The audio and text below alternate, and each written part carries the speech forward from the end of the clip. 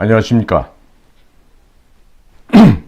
공작관TV 그레이트 게임 최수영입니다. 이 공작관TV 그레이트 게임은 인도 태평양 전략연구원에서 이 방송을 제작을 하고 또 여러 방면으로 공유하고 있습니다. 오늘도 저희 방송을 애청해 주시는 전국 곳곳의 국민 여러분, 또 해외 계시는 동포 여러분들께 깊이 감사를 드립니다. 오늘 제가 전해드릴 말씀은 이 현재 최근 들어서 간첩이라는 말들이 이제 언론에 자주 나오게 되고, 또 그와 같은 그 간첩들이란 것이 왜 우리나라에 창궐하게 되었는지, 하나의 그 비견될 만한 중국의 현대사 가운데 한 가지를 좀 드러내서 알려드리고자 합니다. 제가 일찍이 북한의 핵을 제거하고 김정은 세습 왕조 체제를 제거해서 국가의 평화적인 통일을 달성할 수 있다는 그런 좀 다소 무겁지만 큰 그림을 한 시간에 걸쳐서 제 방송을 통해서 공유한 적이 있었습니다. 오늘은 과연 그러면 이런 저비용 고효율의 이와 같은 비밀 공작 방법들이 과연 우리 주변에서 어떻게 일어났는지, 그 사례를 중국에서부터 한번 뽑아서 말씀을 전해 올릴까 합니다. 우리 보면은 그 정치판에서도 심심치 않게 무슨 서울대학교 나왔다는 사람들이 나와서 정치한다고 이렇게 설치는 사람들이 있는데, 그런 사람들 가운데 요즘 세상에 간첩이 어디 있습니까 하고 이렇게 떠드는 자들도 있죠. 비록 뭐 서울대학교 못 나왔더라도 무슨 좀 낮은 등급의 대학을 나온 자들도 국회의원 같은 것을 하게 되면 그런 그 간첩이나 적들의 존재에 대해서 아주 우호적이고 융통성 있게 대응하는 사례를 많이 볼 수가 있습니다. 자, 지금 요즘 세상에 간첩이 어디 있느냐라고 말한다면 한마디로 참 철딱선이 없고 어리석은 자들의 망언이다. 이런 사람에 대해서는 순진무구하다, 천진난만하다라는 말 대신에 이 사람은 그야말로 인륜도덕과 인문학 방면에는 아주 무식한 인간이구나. 스스로가 자신이 무식하다고 알려주는 망언을 하고 있구나. 이렇게 이야기할 수 있을 것입니다. 자, 우리 바로 서해바다 건너편에 있는 나라는 정식 국가 명칭이 중화인민공화국입니다. The People's Republic of China. 해서 중화인민공화국인데, 이 중화인민공화국이 1949년 10월 1일 천안문 광장에서 이 중화인민공화국의 건국을 선포하는 그 전에 과연 이 모태똥이 이끌었던 그 공산당 내에서 그 건국의 투쟁 과정 속에서 특과라고 하는 공산당 스파이 조직들이 얼마나 결정적인 역할을 했는지를 제가 오늘 이 시간을 빌어서 말씀을 전해드리려고 합니다. 이 특과라고 하면은 예전에는 그 육군에서 보병, 포병, 기갑, 통신, 공병, 이러한 그 전투병과 이외에 다른 병과를 이르던 말이었지만은 주로 이런 것에 해당하는 것들이 무슨 병기다, 헌병이다, 의무다, 수송, 이런 말을 붙일 수도 있겠지만 결정적인 의미, 특과는 여기에서 간첩, 스파이를 갖다 의미하고 있습니다. 자, 그러면 이러한 그 특과, 우리가 중국 표현을 하면 특허라고 얘기할 수 있습니다. 특허.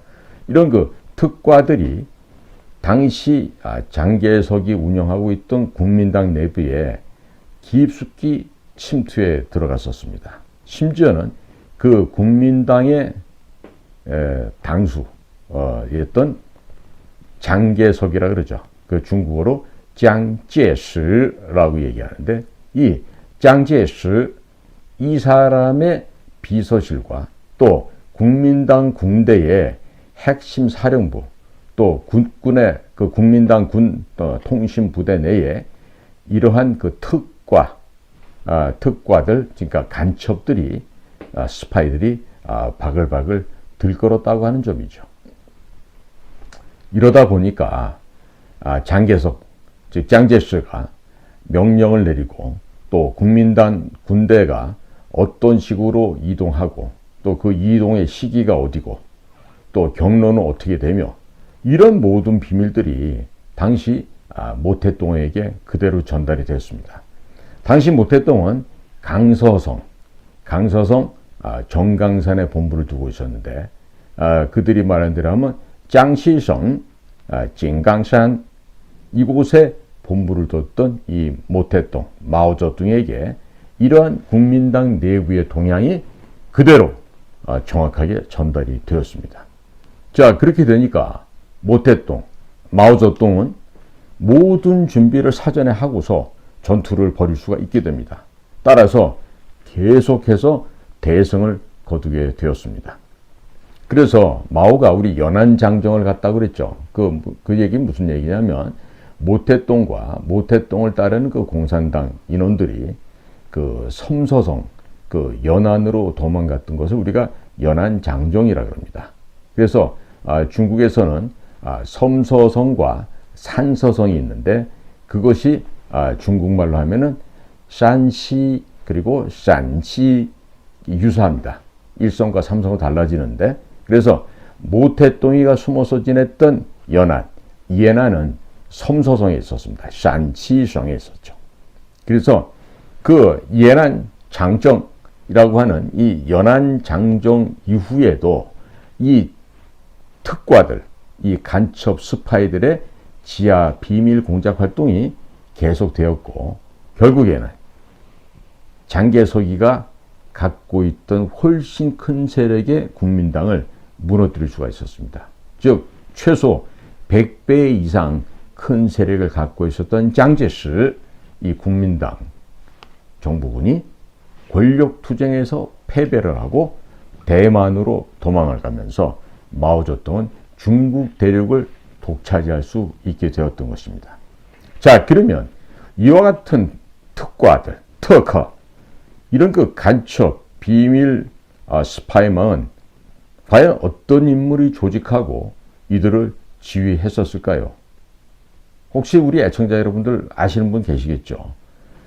중화인민공화국이 건국되는 시점에서 모태똥, 마오쩌둥을 이어서 제2인자 자리를 꿰찼던 인물이 있고 평생을 외교 방면의 일을 담당했던 주을래, 중국식의 쪼원라이라고 하는 인물이 있었습니다. 바로 이 쪼원라이가 이런 비밀 지하 조직망, 특과를 운영했던 그 장본인이 되겠습니다.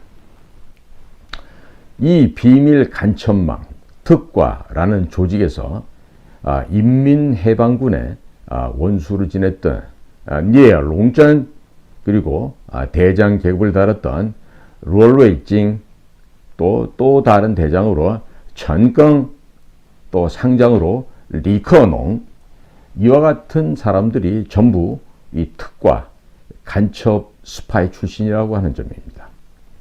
특히나 여기서 리커농이라는 자는 6.25 한국 전쟁 말기에 한반도에 들어와서 중공과 북한에 유리하도록 휴전협정을 질질 끌면서 그 악랄하고 악명이 높았던 고지전, 이 고지전을 발생시켰던 바로 그 전범의 중심입니다.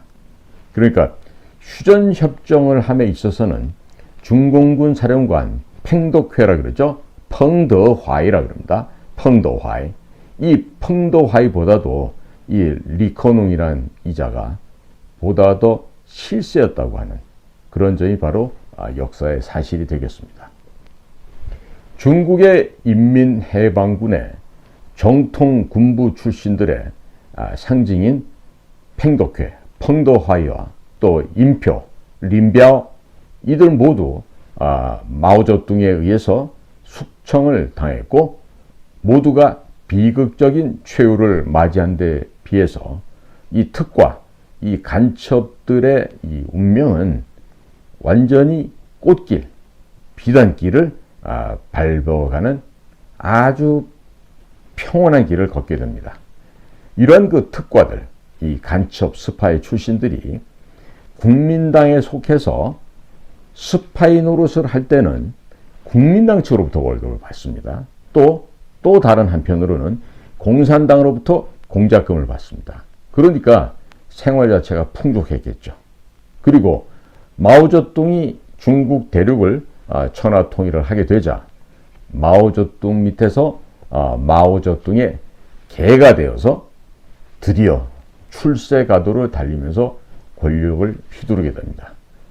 저도 중국에서 그 부모님이 이 연안장정에 참가하셨던 그런 분을 알게 되어서 교분을 갖다 보니까 그분들이 과거 중화인민공화국이 1949년도에 성립되기 전에 그 산악지대를 시골로 돌면서 연안장정했던 얘기를 들어봤는데 정말 보면 공산당이 무시무시하게 저력이 있구나라는 생각이 들기도 했었습니다.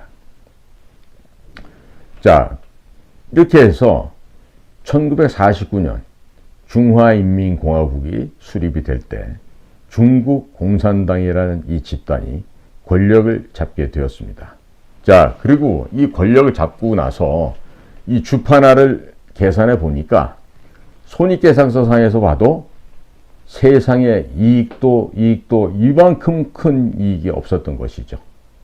얼마나 큰 이익이 있었는지 이루 말할 수가 없었던 것입니다. 자, 우리가 전투가 벌어져서 전쟁을 하게 되면 수만 혹은 수십만, 아니 더 나가서 우리 대한민국에서 벌어진 전쟁처럼 수백만이 죽어 나가야 됩니다. 그런데 이렇게 많은 인명이 죽어도 얻기 힘든 성과를 소수의 무리인 이 특과들, 터커들은 불과 몇 명이서 혹은 몇십 명이서 깔끔하게 일을 해내고 더 큰 성과를 얻어낼 수 있었던 것입니다.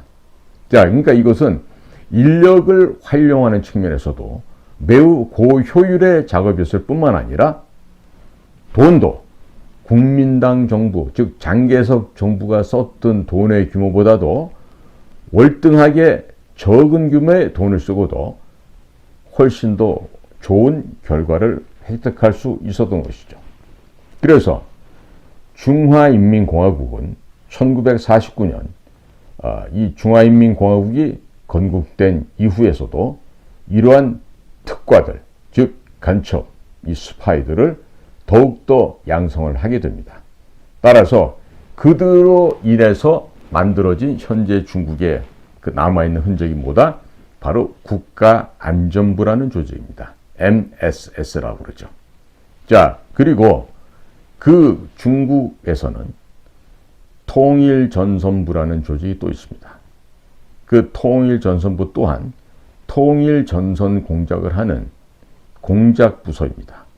즉 중국의 공산당의 이념과 가치를 전 세계에 전파할 뿐만 아니라 각국에 있는 유력 인사들을 친중국화하는, 즉 친중 세력으로 변화시키는 그러한 공작 작업을 하는 부서가 바로 통일전선부가 되어 있고 그와 함께 그러한 중국의 체제 보위, 중국의 역량을 전 세계에 떨쳐나가도록 작업을 하는 그 비밀 공작 기구가 바로 중국의 국가안전부가 되겠습니다. 그러니까 이 모택동 시절부터 연안장정 시절부터 혁혁한 공과를 올렸던 그런 간첩 스파이 역사들이 지금 현재는 중국의 국가안전부라는 조직으로 남아서 활동을 하고 있는 것입니다.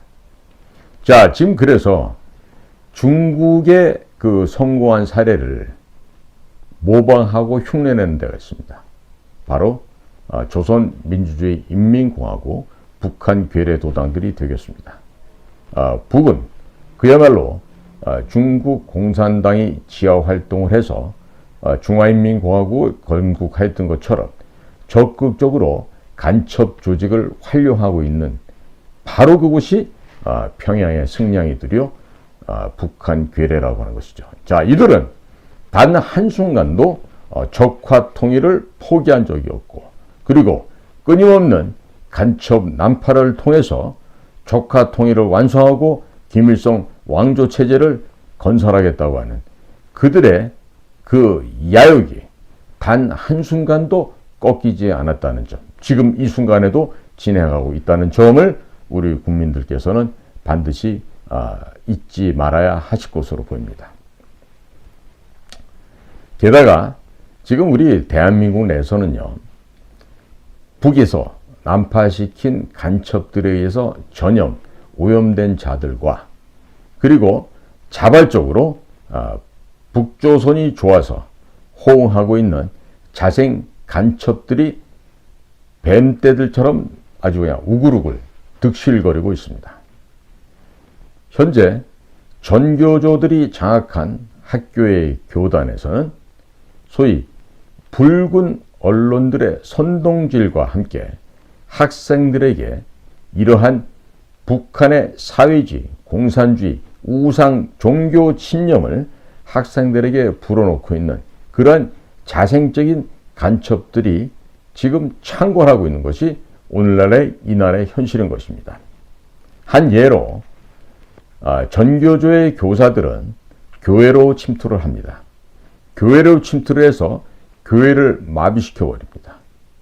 자, 그러다 보니까 교회 내에서 이승만 대통령이 설파했던 기독교 입군과 같은 이야기를 하게 되면 소위 말해서 반빨갱이 세력들이 되고 비판과 타도 대상이 되어버리고 맙니다. 결국 목사든 무엇든 누구든 간에 교회 내에서 공산주의를 배격하고 북의 김일성 우상 왕조 체제를 비평하게 되면 바로 그 목사는 교회에서 내몰리게 되고 쫓겨난 신세가 되죠. 자, 그런 사이에 우리나라에서는 WCC나 WEA, NCCK와 같은 조직들이 교회를 장악하게 되었습니다. 자, 그러면서 자기 자신들이 무엇을 한지도 모르고 그렇게 좀 세월이 지나왔는데 이게 종교적으로도 신학적으로도 신앙적으로도 매우 잘못된 현상이라는 것을 지적하지 아니할 수가 없습니다. 그리고 지나간 문재인이 있었던 좌파 정권 5년 동안에 그 간첩 세력들이 제법 정도가 아니라 이제는 무시할 수 없을 만큼 커져버렸습니다.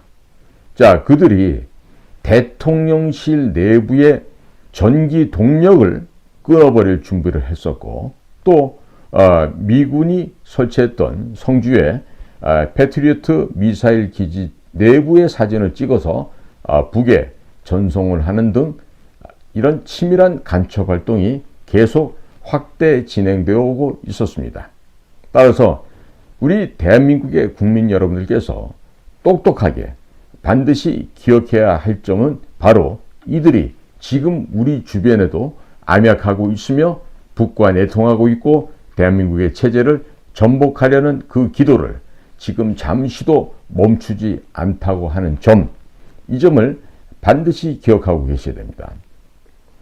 자, 중국에서도 장개석의 국민당 정부와 모태동의 공산당이 서로 갈라져서 권력 투쟁을 막 시작했을 때 이 두 세력을, 즉 장개석, 짱제스의 세력과 모태동, 마오쩌둥의 세력을 비교해보면 적어도 장개석 측이 마오쩌둥보다 100배가 넘는 힘과 권력과 세력을 지니고 있었습니다. 그러나 그럼에도 불구하고 중국 대륙은 최종적으로 공산화 되어버리고 말았습니다. 지금 현재 간첩들이 설치고 전교조와 붉은 좌파 언론들이 장단을 맞추고 있는 나라 어디입니까? 바로 대한민국입니다. 이 대한민국 국민들이 어리석은 인생들이 되어버리고 말았습니다. 그러다 보니까 광우병 선동질에도 속아서 넘어가고 정신을 못 차리고 또 문재인의 정권 5년 동안에 저들이 저렇게 여론을 조작하고 언론 조작을 해도 이 대한민국에서는 그것이 그냥 넘어가고 맙니다. 국민 여러분, 과연 이렇게 무너져 내리는 대한민국을 보고 나만 잘 먹고 잘 살면 된다는 그러한 안이한 생각에 있으시면 되겠습니까? 국민 여러분들께서 방심하고 있으면요, 이 나라가 어느 순식간에 망해버릴 수도 있습니다. 따라서 우리 대한민국의 국민 여러분들은 이제는 좀 깨어나셔야 되겠습니다. 정신을 바로 좀 차리셔야 되겠습니다. 지금 부정선거 이야기도 나오고 하지만요, 부정선거라고 이름을 달기 전에 우리는 왜 무엇 때문에 사전투표제가 만들어졌는지를 분명히 깨달아 아셔야 됩니다. 투표하는 날은 임시 공휴일로 지정이 되어서 그날 하루만큼은 누구든지 다 반나절 정도는 쉴 수 있고 또 투표를 할 수 있는 그런 시간적인 여유도 있습니다. 하오나 국민의 참정권을 확대한다는 의미로 사전투표일을 이틀씩이나 만들어서 놓고 거기서 투표를 하게 됩니다. 그러면 당일 투표를 하게 되면 우리가 동사무소가 됐든지 그 투표하는 장소 가서 투표인의 그 명부를 보고 거기서 자기가 다녀갔다고 자기의 그 주민등록증이나 여권을 보여주고 사인을 하면서 투표용지를 받게 되죠. 자, 그런데 사전투표도 똑같이 자기의 신원을 증명할 수 있는 주민등록증이나 또 자동차 면허증 이런 증명서를 보여주고 투표용지를 받습니다만은 거기에는 큰 함정이 있습니다. 투표를 마치고 나면 개인의 정보 보호를 위한다는 명분하에 그 사전투표를 했던 사람들의 모든 기록이 삭제해버리고 합니다. 그러니까 A라고 하는 지역에서 50명이 사전투표를 했는지 5,000명이 했는지 알 수가 없습니다. 그 기계를 만지는 사람만이 알 수 있습니다. 자, 이와 같이 불완전한 제도를 갖고 왜 우리나라에서는 이 사전투표 제도를 계속해서 주장하는 것일까요? 국민 여러분들, 놀 수 있는 날이 하루 이틀 더 생겼다고 이렇게 안이한 자세로 착각하시면 안 됩니다. 결국 그러한 생각과 그러한 섣부른 판단과 결정은 여러분들의 삶을 피폐하게 하고 여러분들을 1984 동물농장의 한 부속품으로 일회용품으로 전락을 시키게 되면서 여러분들의 인생과 삶이 망가지게 되는 바로 그 지름길을 타게 된다는 점을 우리 국민들께서 아셔야 됩니다. 그러니까 우리나라 투표제도로 무조건 부정선거다 이렇게 얘기하기 전에 왜 그러한 그 개표를 하는 과정에서 왜 전자개표기가 들어와야 되고 또 그 투표수를 헤아리는 그런 그 검표기가 있어야 되는지 그 불필요함에 대해서 아셔야 될 텐데 거기에 대한 별 생각들이 없으신 거예요. 그러니까 남들이 부정선거다라고 얘기를 했을 때 아우 저 사람들은 왜 또 저런 헛소리를 해 이렇게 생각하는데 부정선거라고 제가 얘기하지 않습니다. 사전투표, 이 사전투표만 없어지고 당일날만 투표를 하도록 다시금 원래대로 돌아가도 이 나라의 선거제도는 매우 안정적으로 바뀔 수가 있습니다. 그리고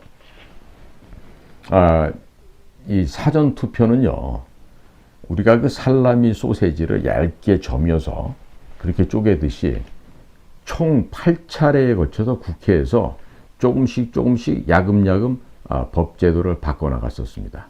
당시 그게 지금의 국힘당의 전신이니까 한나라당인지 뭐 신한국당인지 제가 지금 이름은 기억이 안 나는데 그 국회의원이라고 하는 자들이 그런 것이 저변에 깔려 있었다는 걸 전혀 몰랐어요. 모르고 민주당 쪽에서 그와 같은 행태를 벌여가면서 야금야금 스며들어오는 것을 전혀 깨우치지 못하고 다 그 소위원회에서 통과를 시켰던 것입니다. 과연 그러면 그 시절에 그러한 그 살라미 전법으로 사전투표 제도를 이제 한 발씩 들어오는 그거를 우리나라 국회의원들이 알았을 턱도 없지만 그것이 어디서 비롯되는지 알았더라면 못했겠죠. 바로 평양의 지령에 의거해서 그러한 일이 진행되었다고 저는 평가하고 있습니다. 그러니까 지금도 늦지 않았어요. 자, 투표함도요.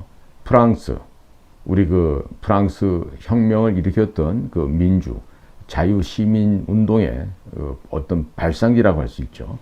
그 프랑스에서는 투표함이 투명하게 되어 있습니다.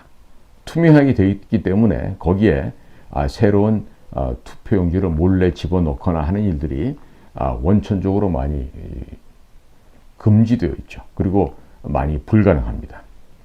그리고 프랑스 같은 경우도 제가 알기로는 저희들처럼 무슨 그 투표함을 몰고 가가지고요. 어느 또 다른 지점에 가가지고 뭐 쏟아놓고 검사하고 이게 아니고요. 투표한 장소에서 공개를 하는 걸로 알고 있어요.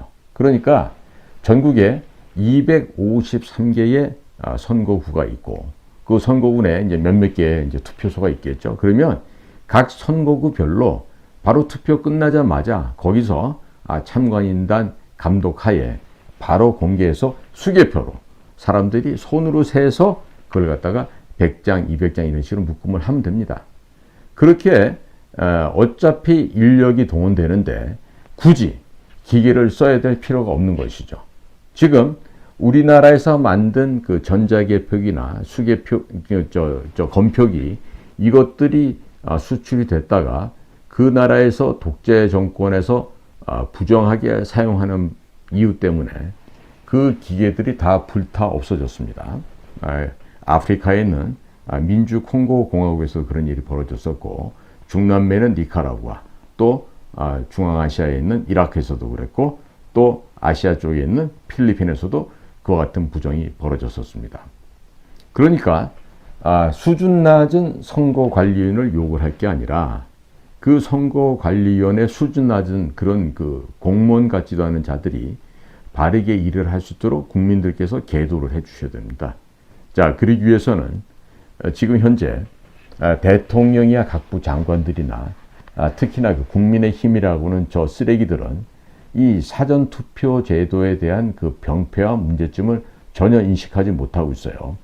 지난번에 대통령 선거 때도 지금 그 현재 시민사회 속 하고 있는 아마 그 강승규라고 하는 자가 그 윤 대통령에게 건의도 하고 하면서 그 사전투표를 하도록 독려를 했던 것 같은데 전혀 지금 사전투표가 어떠한 맹점이 있는지 어떠한 불합리한 점이 있는지 전혀 모르고 있습니다.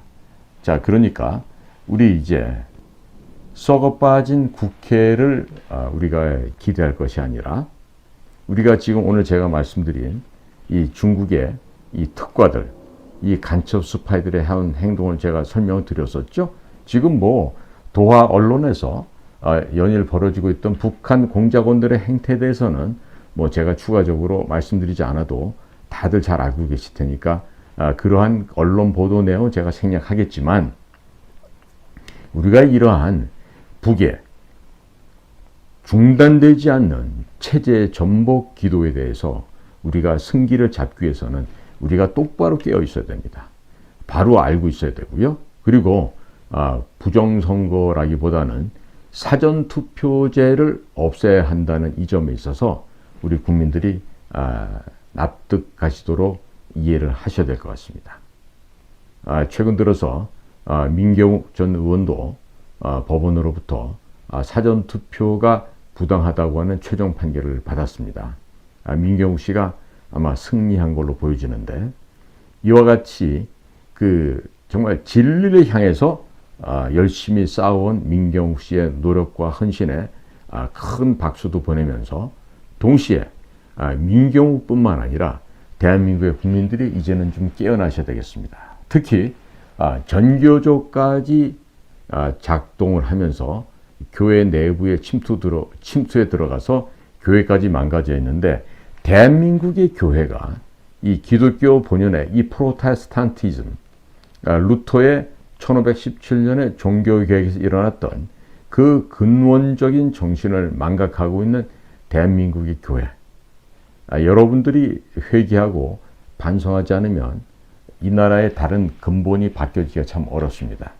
따라서 신앙생활을 한다고 하는 기독교도 여러분들은요, 어서 속히 교회 내에서 이승만 입국론이, 즉 이승만 대통령이 말씀하신 기독교 입국론이 교회 설교 시간에 교회 목사들의 입을 통해서 나올 수 있게끔 우리 기독교 교인 여러분들도 이제는 각성들 하시고 변화하셨으면 좋겠습니다.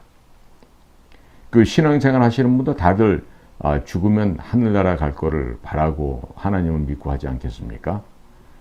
이런 기본적인 것도 하지 않으면요, 하늘나라는 고사하고 전부 다 지옥불로 떨어집니다.